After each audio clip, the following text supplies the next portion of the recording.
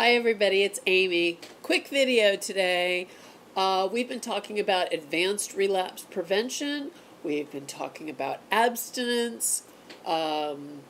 So today I'm going to give you a list of high risk factors that could lead to a relapse.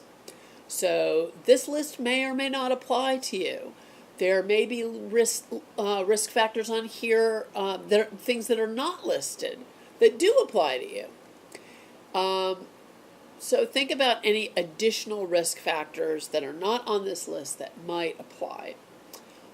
Being alone with a child, being in a household where there are children, visiting people where there are children present, looking at people strictly as sex objects, having poor communication skills, lack of empathy, a fear of being, for those of you who have been incarcerated or have not revealed to some people that you have been sexually abusive towards someone, fear of rejection from revealing that kind of information to someone, having low self-esteem, rushing into relationships, drug abuse, being with having drug abuse or hanging out with people who also abuse drugs, negative self-statements, telling yourself bad things about yourself, not being able to find a job, sort of remaining unemployed, having a lot of time on your hands,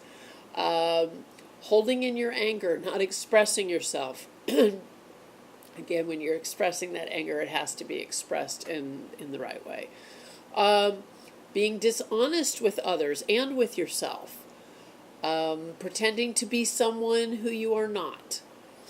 Feeling lonely or having that zero state feeling. We covered zero state back in the thinking errors. Drinking alcohol or hanging out with people who drink. Trying to do too much, or trying to do too much too fast and overworking yourself, not being able to express your feelings, having deviant sexual fantasies. I've done videos on that about deviant sexual fantasies and what to do about them. Misreading something and not understanding it. Some of us are not very in tune with social cues. Getting into a relationship and not having it work out. Working too much and not having enough leisure time for yourself. Telling yourself that you're okay and that you've done enough of this program, or you've done enough of group, or you've done enough of therapy, and you're not an offender anymore, you're not thinking about offending, and you're cured. You're not cured. Having pornographic material or access to pornographic material. Taking off from work without any reason, allowing yourself to be bored. Having too much time on your hands can be a real problem. Masturbating to deviant sexual fantasies. Going around places where there may be prostitution.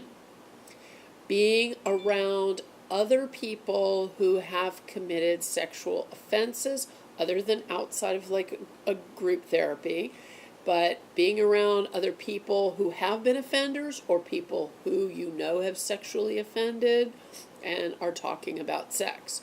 Going to the beach, going to swimming pools, playgrounds, anywhere where children play. Going to strip joints, bars, topless places, dwelling on the past. That can be a real mistake.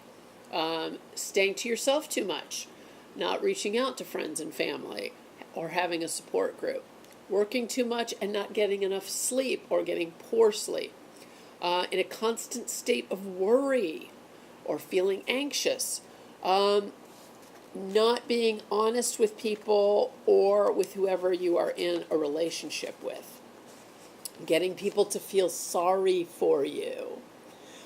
Disregarding your personal appearance and not caring about how you look to yourself or to others. Not making enough money. Getting mad while you're driving in traffic or risky driving. Playing jokes on people, horseplay. Sometimes those things tend to get out of hand. feeling depressed about yourself, feeling like you're worthless or nothing, or that nothing matters anymore, being jealous of others. Jealousy is based in hate. Caring only about yourself, not about other people. Being around people whose lives are not going in a positive direction. Going to parties where there might be drugs or alcohol. Misunderstanding someone when they're telling you something. Again, this is about poor communication. But poor communication can really snowball into aggressiveness. Having a job that would involve you working around children. Having a death in the family. The reason that can move you towards a relapse is because of the emotions that a death can make you feel, and because of those emotions that may trigger you, and again, you may act out as a result of those feelings and the thoughts that go along with them. Acting on something without really thinking about it. Not listening to people who are trying to help you. Not seeing the pain in others, or not wanting to see the pain in others. Babysitting a friend's child or children. Watching too much television and living in a fantasy world.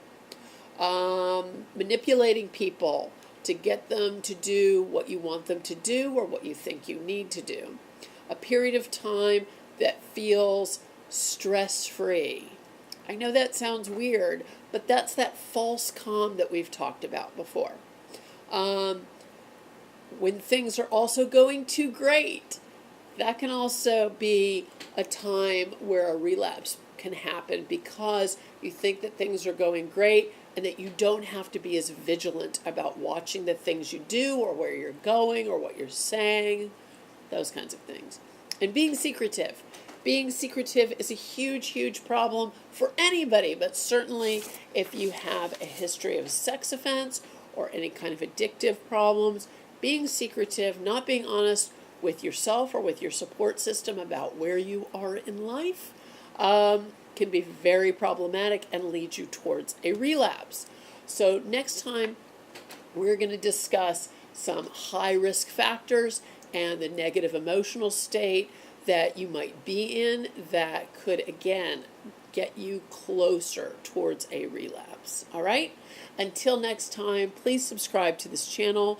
Please feel free to communicate with me through this channel or through Facebook or Twitter or Instagram. Share this video with someone who you think it can help. All right? And until next time, be well.